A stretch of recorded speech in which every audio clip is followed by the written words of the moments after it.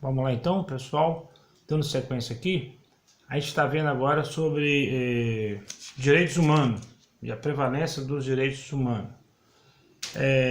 Vamos pegar, como eu sempre digo, no texto constitucional.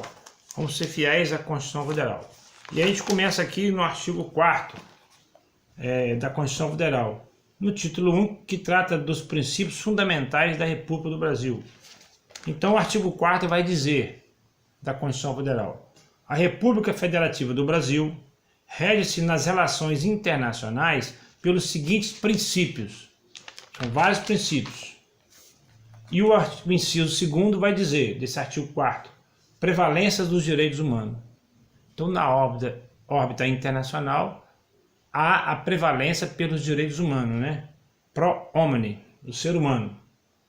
E isso vem também da promulgação da Convenção sobre Direitos Humanos, o Pacto de São José da Costa Rica, do qual o Brasil é signatário. E depois a gente vai dar um passo a mais, vamos lá também no artigo 5º, que é a matéria que nós já colocamos para os senhores. Artigo 5º, artigo 5º, parágrafo 3º da Constituição Federal. Também são os direitos fundamentais. Onde o artigo 5º, parágrafo 3º, vai nos mostrar os tratados e convenções internacionais sobre direitos humanos que foi aprovado em cada casa do Congresso Nacional, em 2 turnos, por 3/5 dos votos dos respectivos membros, serão equivalentes às emendas constitucionais. O artigo 5º, parágrafo 3º, está a nos mostrar e a nos dizer que esses tratados e convenções internacionais que tratem sobre direitos humanos, dos quais o Brasil seja signatário, ele tem status constitucional. É como se fosse o texto da própria Constituição. Lembram da aula passada, quando nós discutimos com os senhores a pirâmide de Hans Kelsen? Os senhores receberam uma folha que embaixo dela tem uma pirâmide, ali representando a pirâmide de Hans Kelsen, sobre a hierarquia das normas. E aí eu faço um adendo aqui aos senhores que, quando eu falo Constituição Federal, eu não estou me referindo só e apenas a esse livro que a gente compra na livraria, nas bancas, Constituição Federal do Brasil. Porque nem todos os preceitos constitucionais estão aqui. Existem normas constitucionais espalhadas pelo ordenamento jurídico em outros regramentos, como alguns livros que estão aqui, ou em outros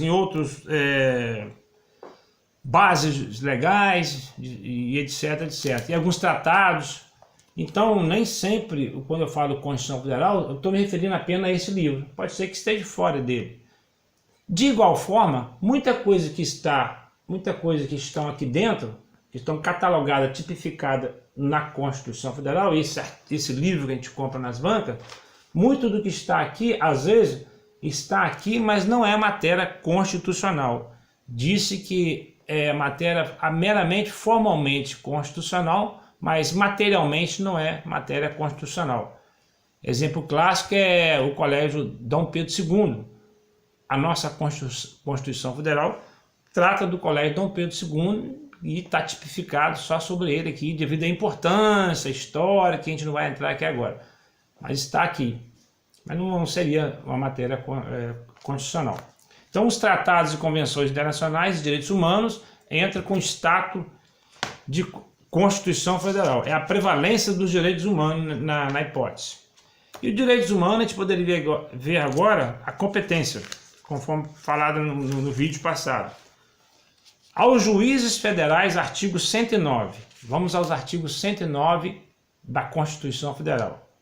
Aos juízes federais compete processar e julgar. Ele processa e vai fazer o julgamento. Inciso 5, ali na 5, letra A. As causas relativas a direitos humanos, a que se refere o parágrafo 5º, que nós acabamos de ver. As causas relativas a direitos humanos, quem processa e julga são os juízes federais, espalhados pelas justiças federais regionais do Brasil todo.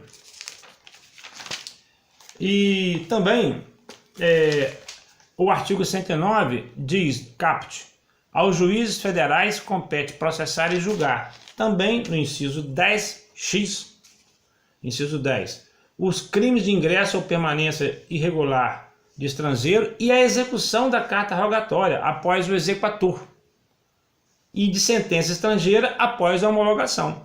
Então ele vai executar a carta rogatória depois de receber lá, né, o exequatur, e vai também executar a sentença estrangeira após a homologação lá pelo STJ. Primeiro a sentença vem de fora para o Brasil, passa para o STJ, faz o filtro no STJ formalmente, faz então a homologação e o exequatur, e vai ser executada. Quem executa materialmente na prática são os juízes federais, certo? As causas referentes à nacionalidade, inclusive a perspectiva de opção e a naturalização também.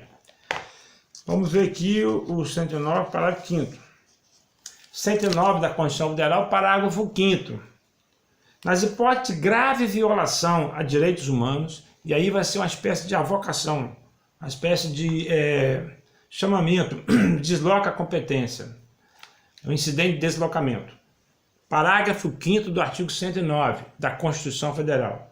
Nas hipóteses de grave violação de direitos humanos, o Procurador-Geral da República, com a finalidade de assegurar o cumprimento das obrigações decorrentes dos tratados lá internacionais de direitos humanos, tratados de direitos humanos, dos quais o Brasil seja parte, poderá suscitar perante o Superior Tribunal de Justiça, em qualquer fase do inquérito ou processo, o incidente de deslocamento de competência para a Justiça Federal.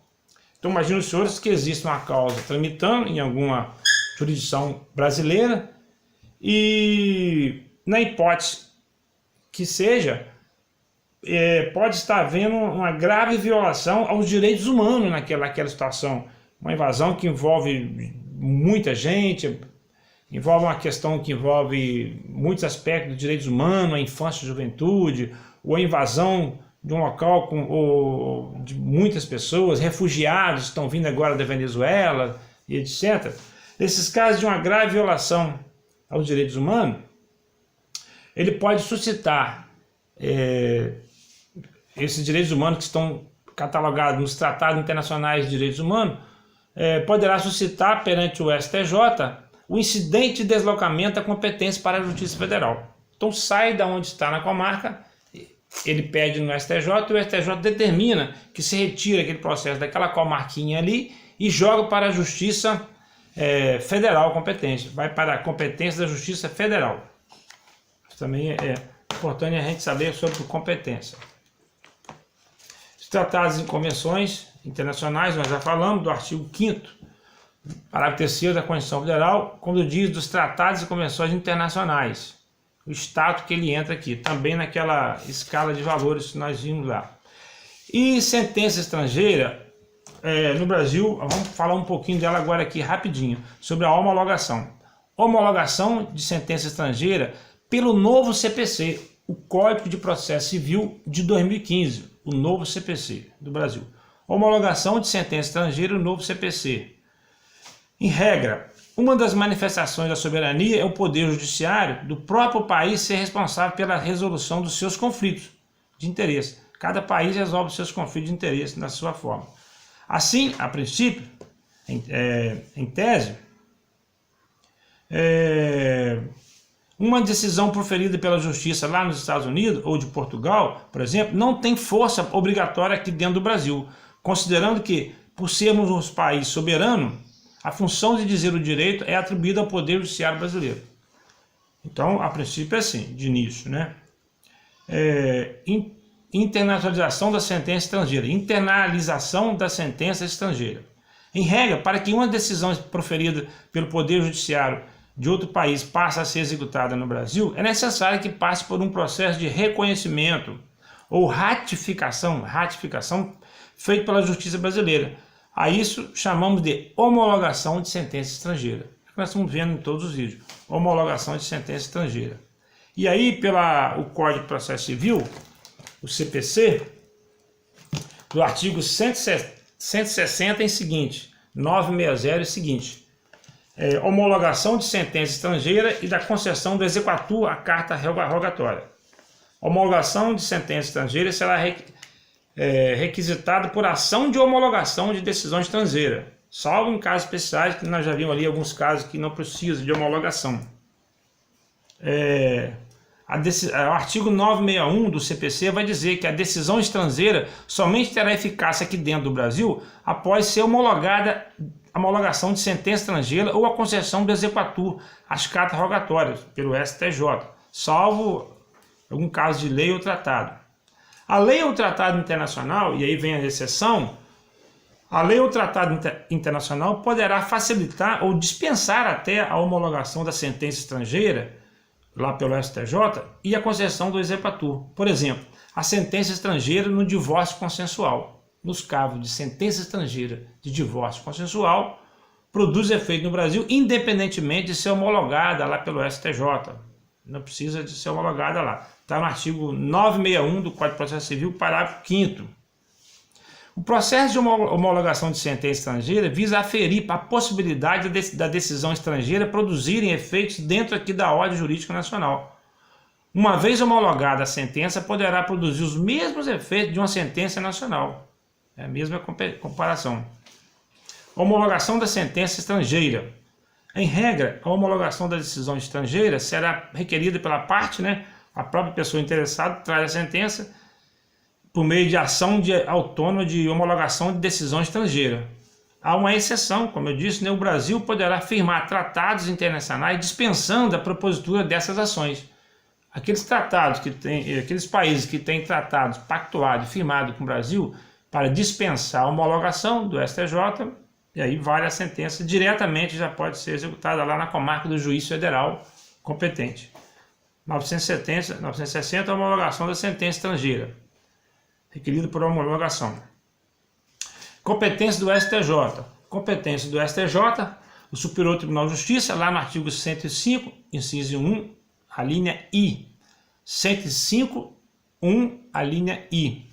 Previsões normativas também, em tratados internacionais firmados pelo Brasil e também nos artigos 960 a 965 do novo Código de Processo Civil. Aí estão a competência do STJ, onde está a base normativa. Artigo 960 a 965 do Código de Processo Civil. E também no próprio regimento interno, o novo regimento interno do STJ, lá nos artigos 216A, 216X do regimento interno do STJ. Correto? Essas são as medidas que a gente falou aqui agora. Então fica aí a homologação da sentença estrangeira e a sua prática.